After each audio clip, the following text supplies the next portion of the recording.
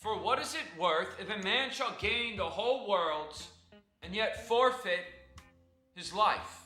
Money does not buy you happiness. Your girlfriend will not fill the eternal void that is your loneliness. And it is that damn phone.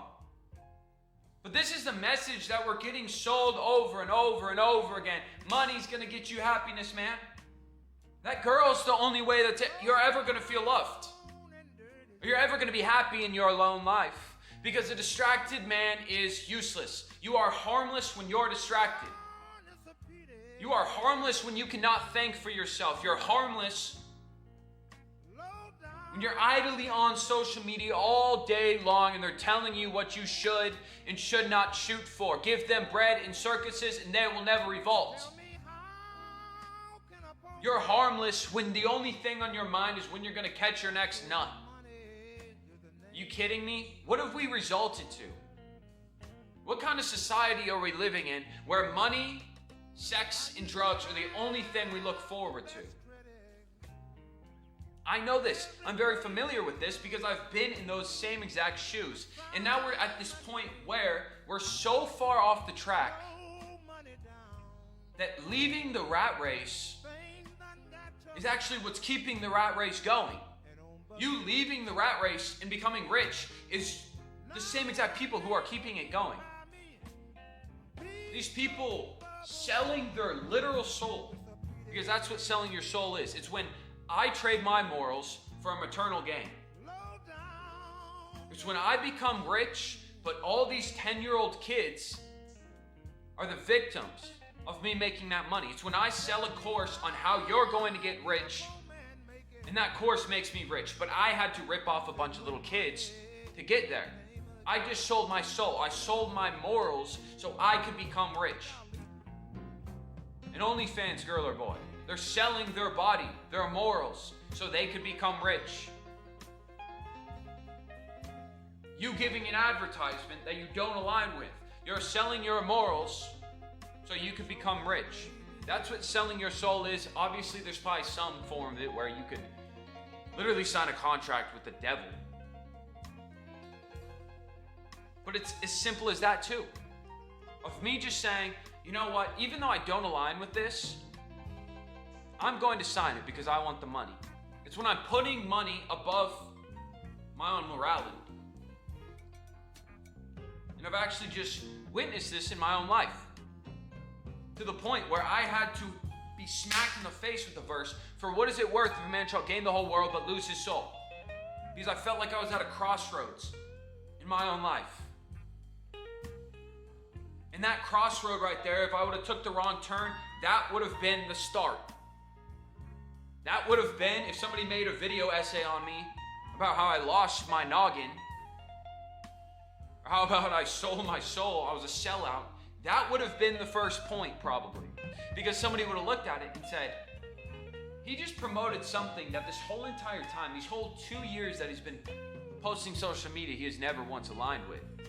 But he got paid to do it. That's when somebody starts to sell their soul. I'm telling you right now, nothing on this earth can fulfill the void that you feel, because these are all tangible items to fulfill something that is spiritual. A girlfriend is never going to fill a spiritual void. It's never going to give you purpose. And when you lack purpose, you seek pleasure. That's why. There's that famous Jim Rohn thing where he says, when they ask me why I wake up at 6 a.m., or why I'm smiling everywhere I go, or why I'm shaking everybody's hands, looking them in the eye, and I'm always working towards my goal, and I love everybody, and I love my family, and I'm worshiping my Lord, when they ask me why I'm doing all of that, I say, you would too if you were going where I'm going. You would be posting this every single day too. You would be constantly in the Word, constantly writing down, constantly reading books, working on editing, working on your vocals, trying to help people, trying to get out of your comfort zone. If you were going to the same exact place that I was going. So it's not that I'm going to a separate place that you could never conceive. It's that I know where I'm going though. There's also, I don't remember, he's one of the Stoics. But he said, once a man sees where he is going, nothing can stop him. And that's what I've seen, is the Lord, the second he showed me the promised land. He saved me from tyranny, showed me the promised land. And the second he showed me where I am supposed to go, everything else fell away. Because it can't live in the light. It can't live where my Lord is, where his plan is for me. All the drinking, literally overnight, night and day difference. The nicotine, night and day difference. How much hate I had in my heart, night and day difference. The unforgiveness, night and day difference.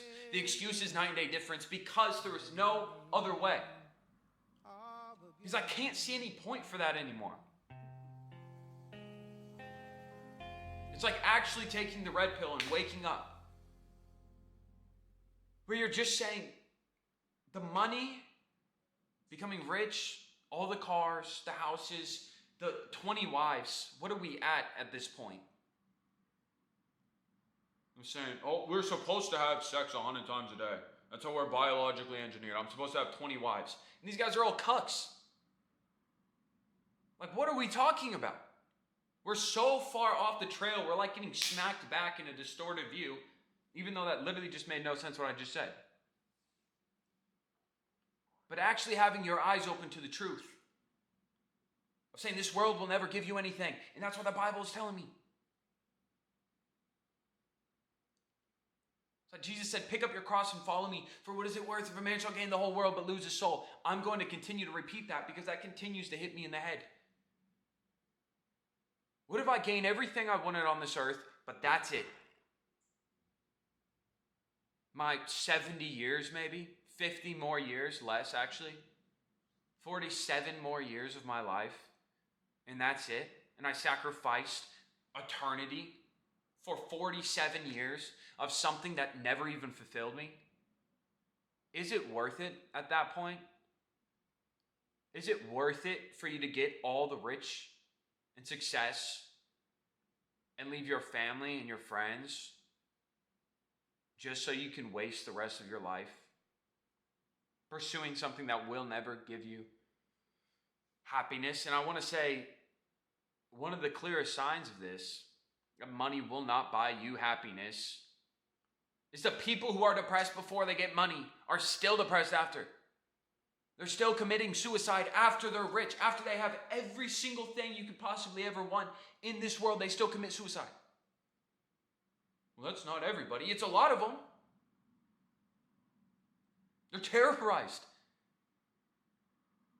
Because something that you thought this whole entire time, you said, money will change it, fame will change it, drugs will change it, and you finally get it, and you realize your whole entire life was a lie. Something that you held so ingrained with you this whole entire time was a complete lie. I mean, that's pretty depressing. So don't get to that point. A smart man learns from his own mistakes. A wise man learns from others. Don't figure it out yourself that money won't buy you happiness. If you're doing something you love and money comes as a byproduct, that is great. Ecclesiastes tells us to, whatever thy hand findeth, do with all thy might. Rejoice in the work that the Lord has given you. If that comes with money, that's amazing. That's a gift from God. But money should never be the end goal. Money should never be where you're aiming for. You aim for your goal and money comes along. God bless you all. Thank you all for watching.